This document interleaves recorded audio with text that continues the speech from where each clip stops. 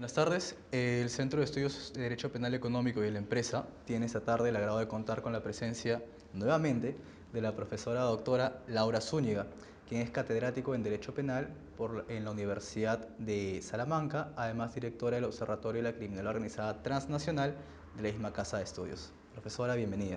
Muchas gracias. Profesora, el día de hoy queríamos conversar sobre un tema que actualmente está en proyecto en nuestro país y es el financiamiento ilegal de los partidos políticos. Para ello queríamos preguntarle, actualmente, ¿cuál es la regulación que se sigue en España para el financiamiento que reciben los partidos políticos? ¿Se les sanciona penalmente? ¿Hay un tope? ¿No hay un tope?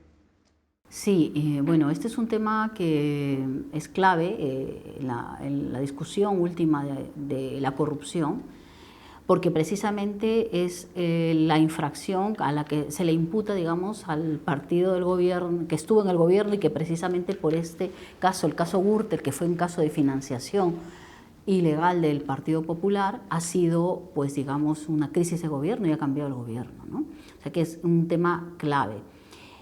Es un delito nuevo para nosotros, es decir, solo del año 2015.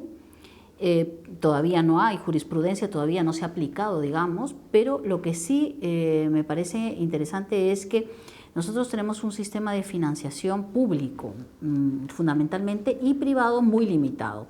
O sea que detrás de estos delitos, como se dice, financiación ilegal, ¿no? Ilegal, eso de ilegal es un concepto jurídico normativo, ¿no? ¿Cuál es legal? La regulación legal, la ley penal en blanco es muy importante. Y aquí hay una serie de limitaciones que, a pesar de todo, se podrían sortear. Por ejemplo, solamente se puede haber donaciones hasta 5.000 euros, o sea, está limitada. Pero, por ejemplo, sí se puede donar desde fundaciones. Entonces, ahora lo que ha pasado es que se ha donado a fundaciones y las fundaciones donan el dinero a los partidos políticos, ¿no? Esa es, digamos, la trampa. En todo caso, lo que sí puedo decir es que es una infracción, que ahora es delito, que si hubiera estado penalizado, esto hubiera sido imputado al Partido Popular como delito directo. Ahora no se ha podido imputarle ese delito, se le ha imputado otros de corrupción, de cohecho, de blanqueo, de asociación ilícita, pero no se le ha podido imputar porque todavía no existía ese delito, es nuevo, ¿no? Profesora, ¿y este tipo penal de financiamiento o financiación ilegal de los partidos políticos en España, usted considera que es derecho penal simbólico o realmente hay un objeto merecedor de tutela penal? Bueno, concretamente en España, que está regulado el tema, yo creo que sí, que es un tema, es un delito que podría muy bien ser penalizado, y yo creo que no es simbólico. Porque, como digo, si hubiera habido ese delito, se le hubiera castigado, o sea, se le hubiera imputado y ya se hubiera castigado ese delito. Bueno, y entonces es un delito que para muchos había laguna de punibilidad, es decir, una infracción que tenía que ser catalogada, digamos, como delito, y por tanto, pues no creo que sea simbólico. Pero, por ejemplo, conforme a lo que hemos estado hablando en el conversatorio ahora, se requieren unas leyes previas claras de financiación legal de los partidos. En Perú, conforme el conversatorio que vimos, pues no hay reglas claras de financiación legal de los partidos políticos. Y si vamos directamente al castigo, ahí sí sería simbólico, porque lo importante es lo previo, son las reglas previas, es decir, las reglas de determinación de los límites de la financiación y las reglas de quién los aplica, los organismos de control y qué mecanismos coercitivos tienen para hacer valer sus requerimientos, ¿no? Y yo creo que ahí está clave. En este tipo de infracciones hay un ámbito muy amplio que es el sancionador administrativo, digamos, que creo que debe ser reforzado, y el penal solo para los casos ya de fracaso grave y ya de los casos más connotados graves de infracciones, ¿no? Profesora, ¿y en este delito cuál es el bien jurídico protegido? Bueno, este es un tema que se ha discutido mucho, ¿no? Y para muchos no habría bien jurídico. A mí me parece que si hay lesividad, es decir, si hay dañosidad social, si hay criminológicamente intereses a proteger, en el sentido de que se sabe que la financiación ilegal de partidos políticos es una afrenta a la competencia leal de los partidos políticos en unas elecciones, ¿no?, libres, siendo que un partido político es un agente económico, sobre todo político y social importantísimo en una democracia. Pues es importante tutelar que ese organismo compita, digamos, dentro de la esfera electoral y social de manera leal, ¿no? Entonces tenemos que crear, digamos, mecanismos para que compita lealmente. Si eso no sucede, es como una especie de un delito contra la competencia, ¿no? Es decir, si nosotros decíamos, están dopadas, ¿no? Digamos, intervienen ya con algunas ventajas, pues esto pues altera indudablemente la competencia y podemos hasta, en el caso del Perú, como puede pasar en Colombia, en países donde hay un dinero negro proveniente del narcotráfico, también incluso tener la posibilidad de que se infiltre, ¿no?, dinero proveniente de organizaciones hasta criminales, con lo cual pues tutelar de por sí todo este ámbito me parece clave. Ahora, ¿cómo lo llamemos? Todavía no lo tenemos muy claro, ¿no? Quizás son complejas las figuras posibles, los bienes jurídicos posibles, pero la lesividad es evidente, ¿no? La lesividad y la dañosidad social que estos delitos, pues, o estas infracciones pueden dar lugar, pues son muy graves, ¿no?, dentro de la sociedad.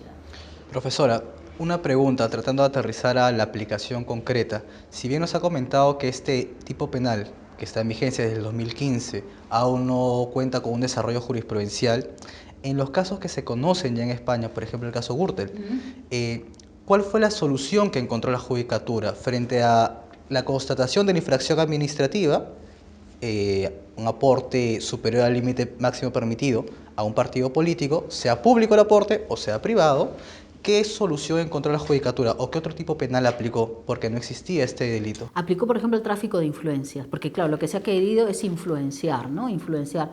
Se aplicó asociación ilícita, incluso hasta organización criminal, falsedades en documentos, por la caja B, la doble contabilidad, ¿no?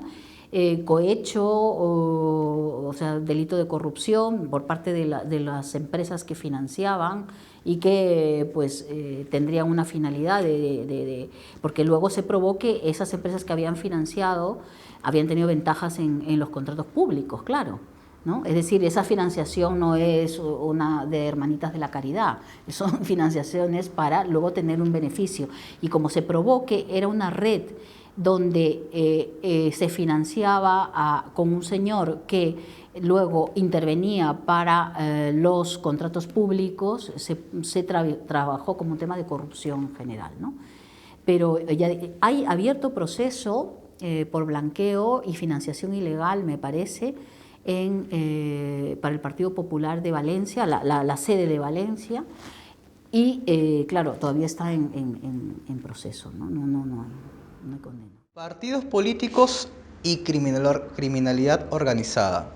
¿Usted puede ver alguna relación entre ambos, sobre todo a raíz de los casos más sonados en Latinoamérica, a partir de los aportes a campañas que, por ejemplo, hacía la empresa Odebrecht? ¿Usted podría llegar a proponer una relación entre partidos políticos y criminalidad organizada? Sí, evidentemente. Eso que se llama clientelismo, ¿no? El clientelismo, es decir, y eso, por ejemplo, sucedió claramente en Italia ya hace muchos años, ¿no? En Italia la mafia se encargó de pues infiltrarse, que le llamamos, la criminalidad organizada intenta infiltrarse en las organizaciones políticas o económicas, ¿no? Es decir, su finalidad, siendo económica, sabe que para lograr la impunidad tiene que infiltrarse. Y una manera de infiltrarse es en los partidos políticos, ¿no? Yo creo que había un caso, y si no estoy equivocada, de una persona que trabajaba con la congresista Keiko Fujimori, que estaba vinculada al narcotráfico. No me acuerdo el nombre concreto de la persona, pero eso es muy frecuente, ¿no? Que la criminalidad organizada, que también tiene que lavar dinero, que es una forma de lavar dinero, pues ese dinero sirva para infiltrarse en organizaciones políticas para luego tener favores, ¿no?